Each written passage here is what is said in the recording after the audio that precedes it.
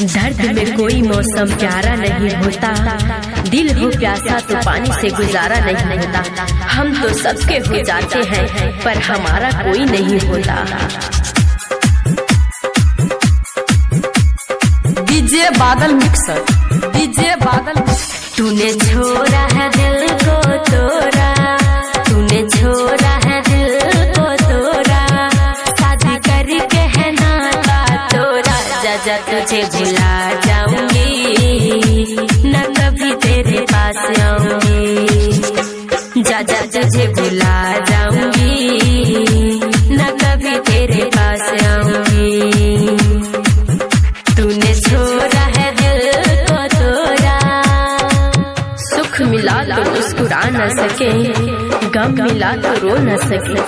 अपनी भी क्या जिंदगी है, जिसे देख कर चाहा उसे पा न सके, जिसे देख कर चाहा उसे पा न सके। जय बाबा मंगलनाथ रिकॉर्डिंग स्टूडियो, जनकपुर धाम, नेपाल।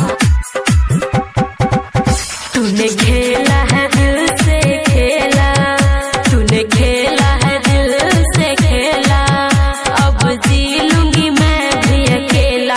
जा तुझे भुला जाऊंगी, न कभी तेरे पास आऊंगी। जा तुझे भुला जाऊंगी, न कभी तेरे पास आऊंगी। तूने छोड़ा है दिल को तोड़ा।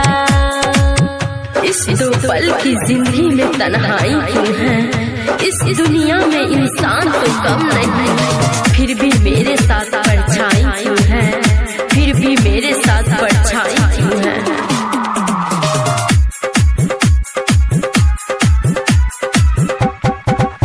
ये दिल से दुआ है मेरा, ये दिल से दुआ है मेरा, मेरे जैसा हाल भी होगा तेरा। जा तुझे भुला जाऊंगी, न कभी तेरे पास आऊंगी।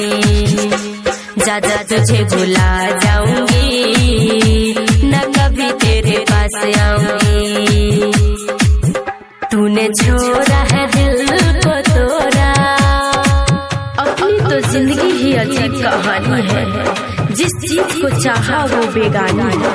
हंसते हैं तो सिर्फ दुनिया के लिए, वरना इन आंखों में तो सिर्फ पानी ही पानी है, पानी ही पानी है।